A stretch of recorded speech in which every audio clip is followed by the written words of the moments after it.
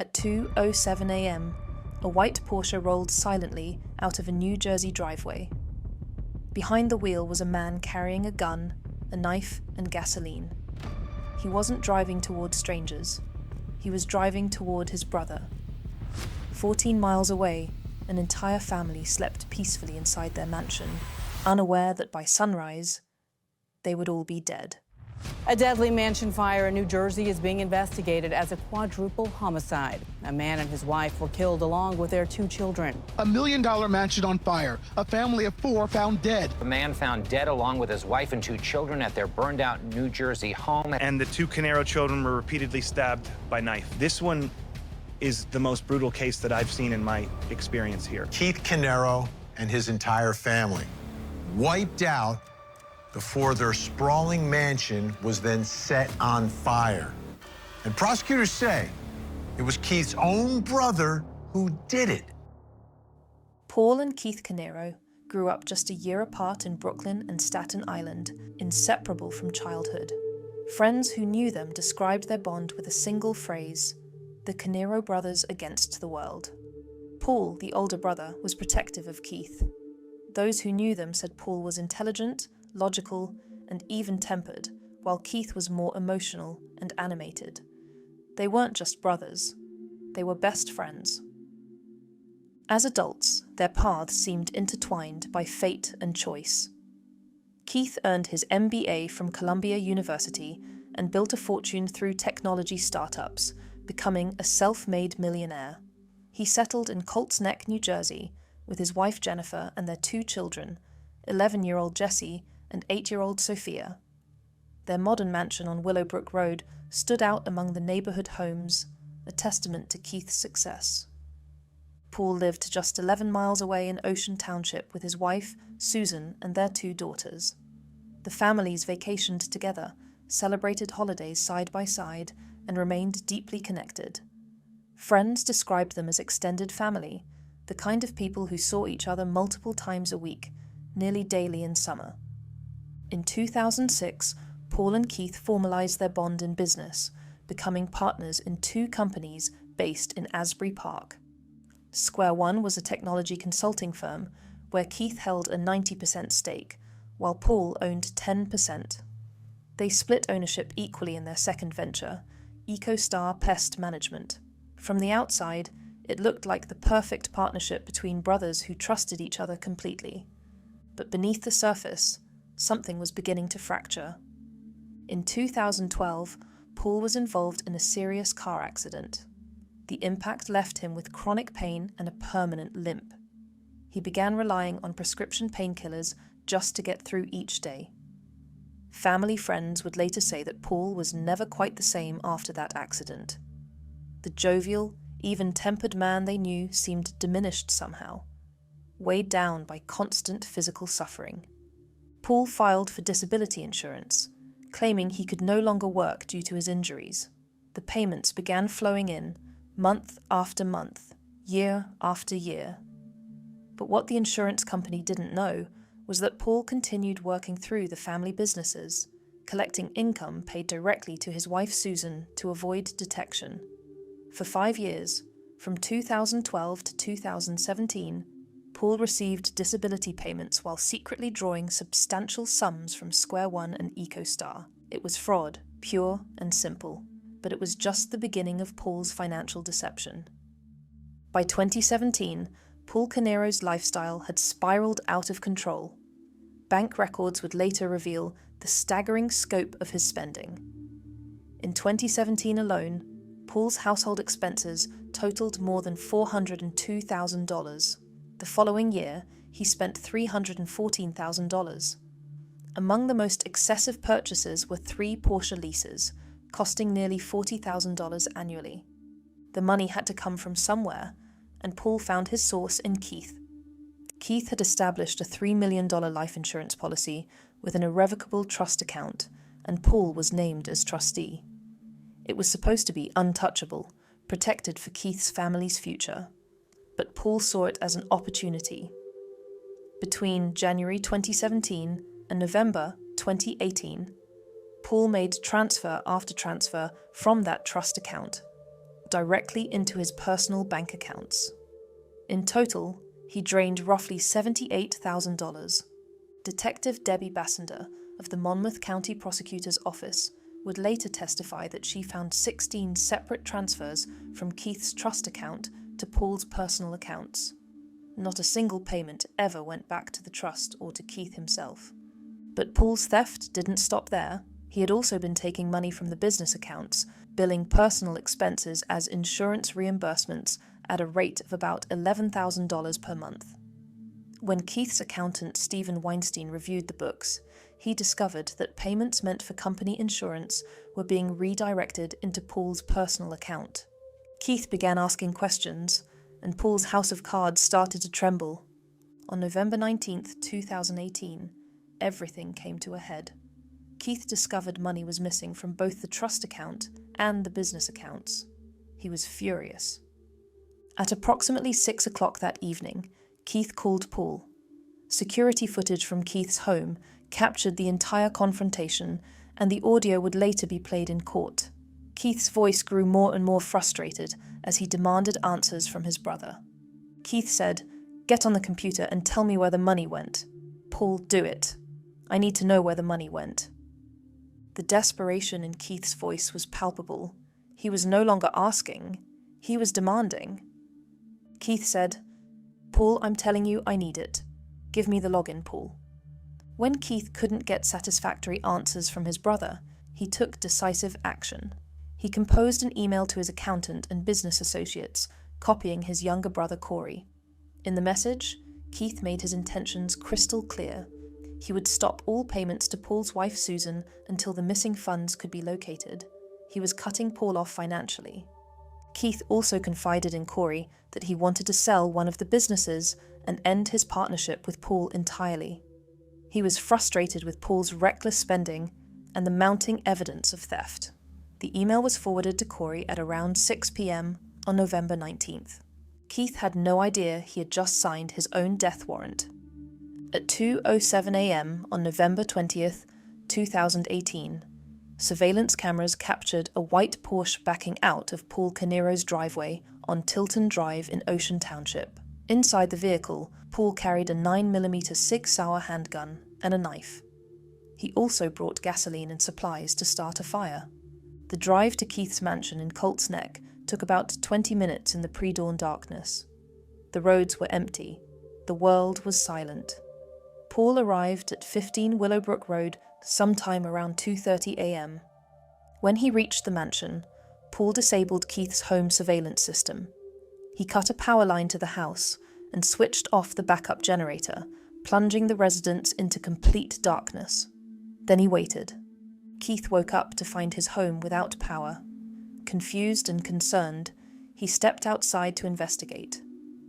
The two brothers met on the front lawn in the darkness. What words were exchanged between them, if any, will never be known. But the confrontation ended with Paul raising his gun and firing. He shot Keith once in the lower back, the bullet passing through his body. Then Paul fired 4 more times, all of the shots striking Keith above the shoulders. 3 bullets tore into the right side of Keith's head. 1 hit his neck. At least 1 shot was fired at contact or near contact range, the muzzle pressed against Keith's body. Keith Caneiro, age 50, collapsed onto the lawn of his own home. He died where he fell. But Paul wasn't finished. He stepped over his brother's body and entered the mansion. Inside, Jennifer Caneiro was likely stirring from the sound of gunshots. Paul found her and shot her, then stabbed her repeatedly. The violence was brutal and unflinching. Then Paul moved through the darkened house hunting for the children. He found 11-year-old Jesse in or near the kitchen. Forensic evidence would later reveal blood smears on a cabinet where Jesse had tried to defend himself. Paul stabbed him multiple times, including an injury to his chin that resembled a gunshot wound. Jesse sustained stab wounds to his torso and left arm before he succumbed to smoke inhalation and trauma. 8-year-old Sophia was found on a staircase landing. She had 17 groups of sharp force injuries documented across almost her entire body. Her wounds included defensive injuries on her arms, evidence that she fought desperately to save her own life. One stab wound penetrated her left eye, another went into her head.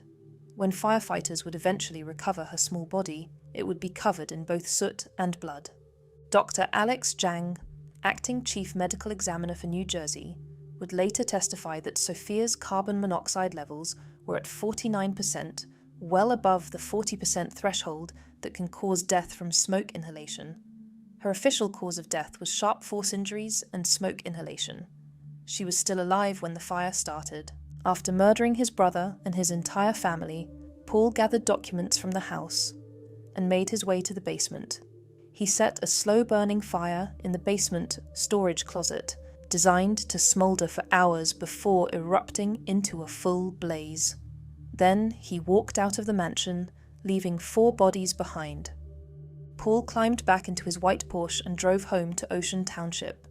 It was still dark outside. The sun wouldn't rise for hours. When Paul arrived back at his home on Tilton Drive, he executed the second part of his plan.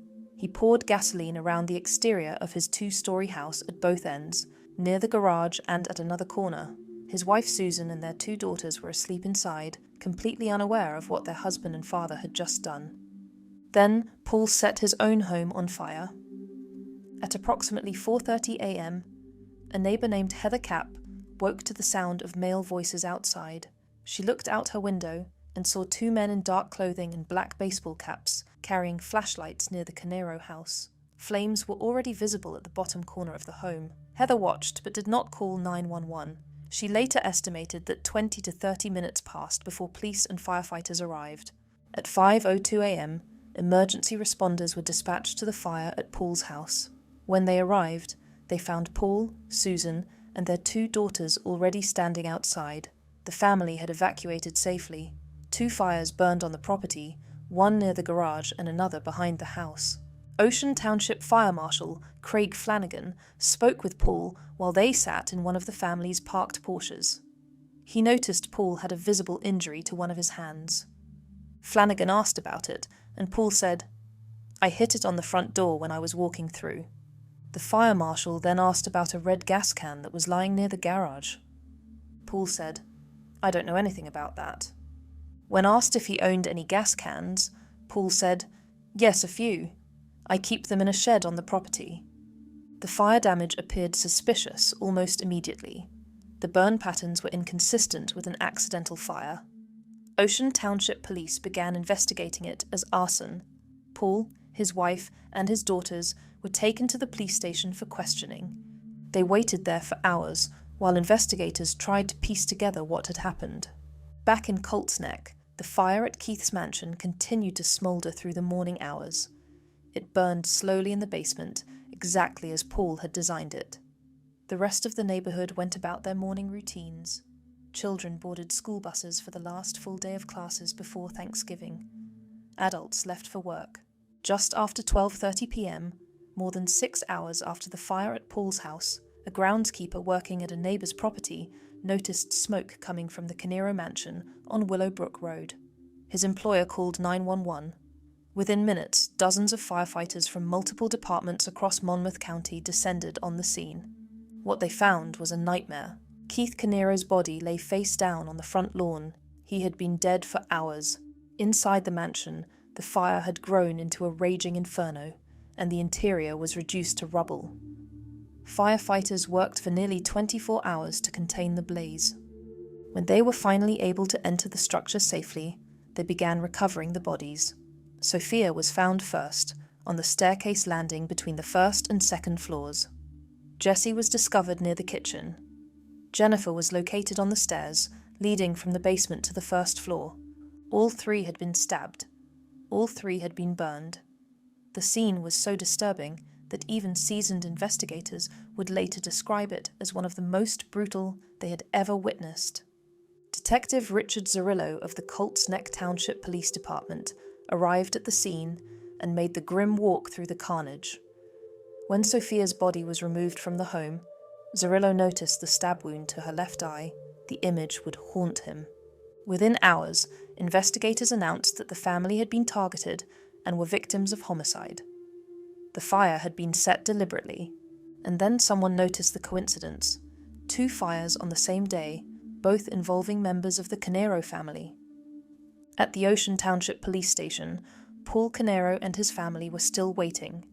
They had been there since early morning. Then alerts began appearing about the fire in Colts Neck.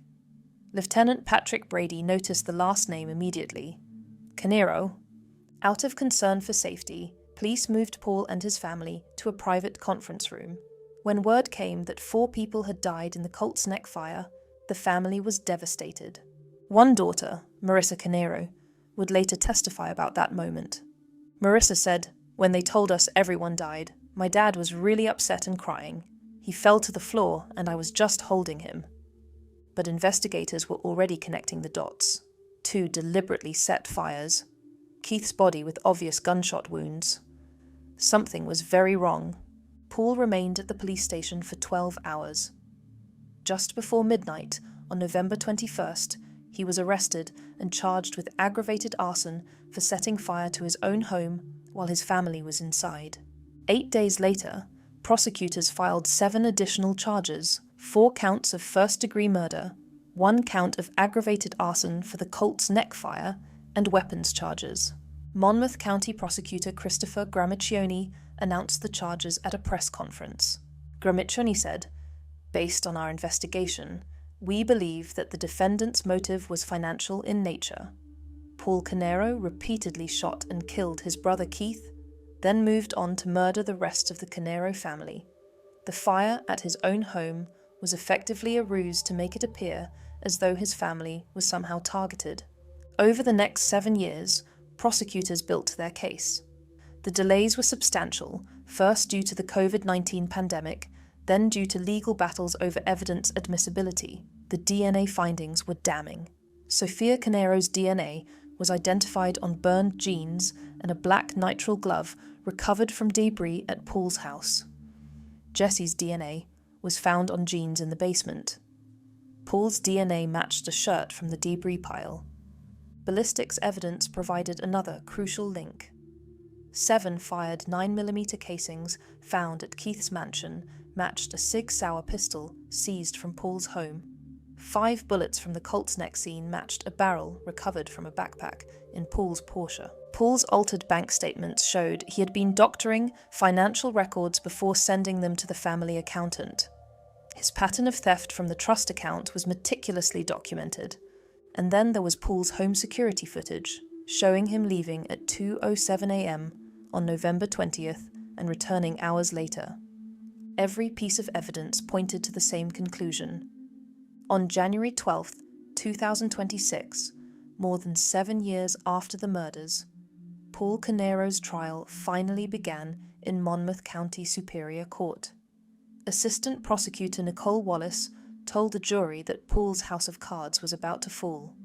He was living above his means, stealing money, committing insurance fraud, and draining his brother's trust account.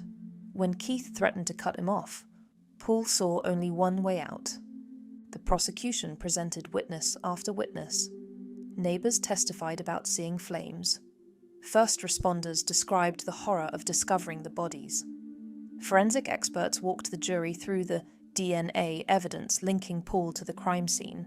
When Dr. Alex Zhang described Sophia's injuries, including the stab wound to her eye, Paul Caneiro wiped away tears in court. Defense attorney Monica Mastalone argued that investigators failed to investigate other suspects, including the third Caneiro brother, but prosecutors had an answer for every theory. Paul was the only person Keith called on November 19th, demanding information about the missing money. On February 13th, 2026, after deliberating for less than 5 hours, the jury returned with their verdict. Guilty on all counts. Paul Caneiro sat motionless as the jury foreman read the verdict. Friends and family of the victims cried as each guilty count was announced. Outside the courthouse, Ripley Burgess, who lost her friend Sophia when she was just 8 years old, spoke through tears. Ripley said, "I'm just grateful to have justice for her and her family. It's been so long, and she deserves it. I'm grateful that she was in my life and I miss her."